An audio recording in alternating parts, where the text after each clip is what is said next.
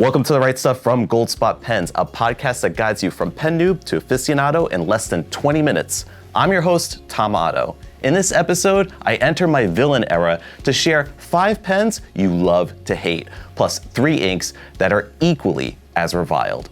Hang out until the end and I'll give away something on my desk.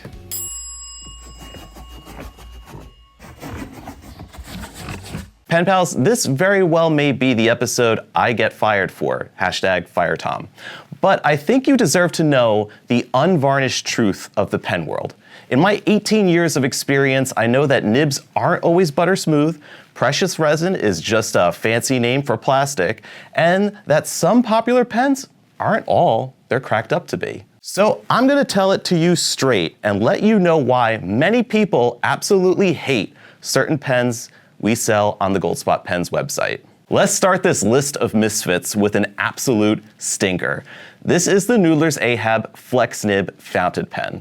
Now, there is a lot to love about this pen. It's relatively inexpensive, so it's a starter pen under $30. It has a flexible stainless steel nib, which does provide a bit of line variation if you press on the downstroke. It has a built-in ink pump mechanism, so it does include a converter, basically. That's basically what we're saying here. So you could slide up and draw ink through there. And it also can be disassembled and adjusted for tinkering. Now, it sounds amazing, right? Who would hate this pen? Well, that's if you could get past the smell and don't mind the tinkering just to get the pen to work. In a 3-star review, Alice R. writes that the Ahab works fine and not bad for the price, but I wish it didn't have the weird smell and was a bit easier to clean on the inside. In another review, Timothy stated that this is a good pen, but might frustrate some because of the tinkering required just to get it going just right. Now, thoughts on the Noodler's company aside, we'll get to that a little later, the Noodler's fountain pen itself has a reputation that just smells foul. The TWSBI Eco is often referred to as the quintessential starter fountain pen and is beloved by many in the pen community. Yet, the pen isn't all that it's cracked up to be. Owning a TWSBI is a lot like gaming with the Xbox 360 and its red ring of death hardware failure. If you know, you know. When you search the term TWSBI crack on Reddit, you might think that every TWSBI ever made has disintegrated in the hands of its owners. Yet, just like Microsoft offering to fix the red ring of death issue, TWSBI service usually steps in and replaces most cracked barrels and sections wherever it's needed. Plus, as you might notice if you dive into the threads of these TWSBI crack conversations, there are a lot of people who own many TWSBIs without any cracking issues. With the Curidas, Platinum had the best intentions. They aimed to make a more affordable, daily use retractable nib fountain pen that could be a cheaper alternative to the Pilot Vanishing Point. What they made kind of fell short of expectations. This pen causes some to retract their reviews down to a 1-star. Like Joe's review, which reads, "Did not retract, and now I am done trying to use the pen." The critical flaw, I feel, in my limited technical expertise is the fact that the Curidas has a removable spring that can come out while trying to fill the pen. If this thin spring is lost or accidentally bent in any way, the pen is a goner. It will no longer retract. So even if the pen functions fine, which most of them do, there are still grievances with the filling process, which tends to be a little bit more complicated than most fountain pens. There's multiple parts that you have to kind of wiggle and turn, and there's a slot and all that stuff. Like Jim wrote in a 3-star review, it took a second cup of coffee to figure out how to open the pen to fill it. Others refer to the Curidas as chunky and clunky, not exactly a close cousin to the description of an elegant vanishing point. Pen manufacturers should take note. When you reintroduce a pen or ink with exactly the same name that was beloved by pen collectors, you'd better make it a close comparison with the original. Otherwise, people will be upset. Such is the case with the Parker 51. Introduced in 1941, this Parker fountain pen became a bestseller for decades until it stopped production in the 1970s. Even today, you can still find vintage Parker 51s readily available on eBay and with vintage pen dealers. So when Parker reintroduced the new 51s back in 2020, people were less than excited to pay more money for a pen that didn't stack up to the original. Scott G wrote a review saying, "Nothing beats my original Parker 51 made in the 50s. Nib is hard as a nail but smooth as glass. Can't beat the original, but good attempt." Others, like our pen pal Kelly, took umbrage with the lack of a quality nib on this pen, begging the question, the Queen uses this pen? So dear Parker, if you're going to make pens fit for royalty, I suggest you cook with the original recipe and not serve us fast food. Now, the higher we climb up the price ladder, the more a person would expect a higher degree of quality in their writing instrument. This is a reasonable expectation.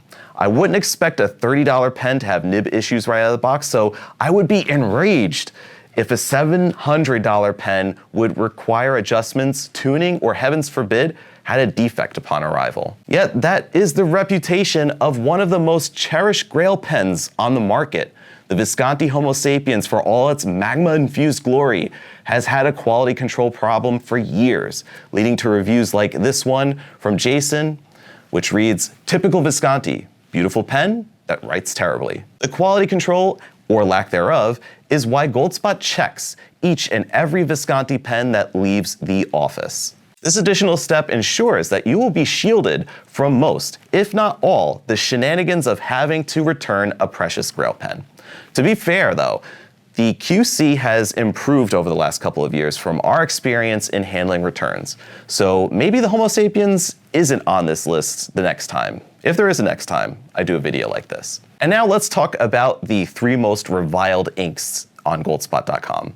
First, we start off with possibly the most controversial of the group, which is Noodler's Baystate Blue. This is one of the brightest blue inks you'll find, and it has an extreme boldness, which also has a drawback.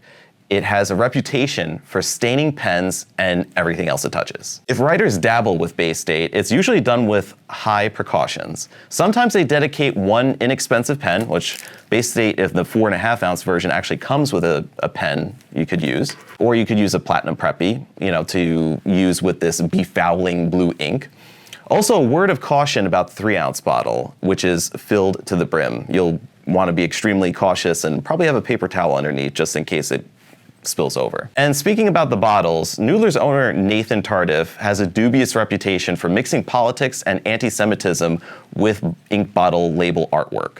Back in 2022, when the pen community spoke out against the imagery, Noodler's changed several ink color names and applied new bottle artwork. Like the effects of Baystate Blue though, the stain was not forgotten. If you spend a few minutes browsing the fountain pen posts of social media, you'll notice a few brands that tend to stick out because a lot of influencers use them in their content. One such brand is Ferris Press. One might get the impression that they are loved by all. Not so. One of their inks that drew the ire of the pen community was the 2024 Aurorealis. This ink itself is a dark aubergine purple with duochrome pink gold shimmer, which, if you like shimmer inks, is a nice color. However, what most people took umbrage with is the fact that the packaging artwork was created using AI. The cybernetic bear, at the bottom of the artwork here, was actually supposed to be a representation of how technology and art could be blended together. However, the meaning fell flat with pen enthusiasts because as pen enthusiasts, we value pen and ink and doing things in the traditional sense, and authenticity and creating original artwork, and not giving the responsibility of creating art to a computer. And besides the artwork and the AI stuff, one of the common complaints we hear about Ferris Wheel Press is that they have a slick presentation, but a lackluster product. Instead of trying to focus on utility, like having a wider bottleneck to fill fountain pens with, which is pretty small in this 38 milliliter bottle, they usually opt for a delicate, fanciful aesthetic. Each year, Diamine treats fountain pen ink enthusiasts with a new Inkvent calendar containing 25 new ink colors that range in properties. Behind each door, you could expect to find standard inks that shade, sheening inks, shimmer inks, inks that shimmer and sheen, inks with multiple shimmer colors, and a few scented inks. While not every ink can be a winner, it often seems that Diamine scented inks, like this one called Spruce, leave much to be desired in terms of feathering and bleed through. And honestly, the smell is most noticeable when you first fill the pen, and it doesn't leave a lingering scent on the page thereafter. So no, unfortunately, loading a Noodler's Ahab with a scented Diamine ink will not improve the overall olfactory experience. That concludes this list of 5 pens you love to hate, along with 3 inks.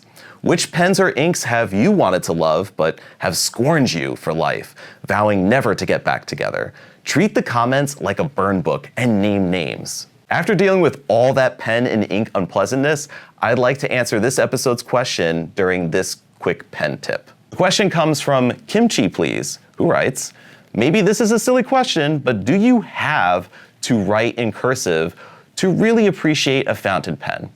And if not, is there a nib you'd recommend for print writers? Hi Kim, welcome to the Write Stuff podcast, where we love silly questions. After all, don't I promise to take you from newbie to aficionado in less than 20 minutes? So the short answer on this question is no. You most certainly do not need to write in cursive to appreciate using a fountain pen. I would guess that many of our pen pals write in print as well as cursive. I know I write in print a lot and usually reserve cursive if I'm trying to write quickly or want to get fancy. Now, as for nib size recommendations for print-only writers, you're not limited to any particular nib. However, I'd recommend a stub, cursive italic, or architect style nib, as they provide beautiful line variation and give your print some flair and personality. Congrats go to Kimchi Please for being picked as the question of the week. You've won the set of Jacques Herbin Paris inks I mentioned in the previous episode, so email me at tomgoldspot.com to claim your prize. For this episode's giveaway, I'm offering up a Noodler's Ahab pen. Nah, I'm just kidding.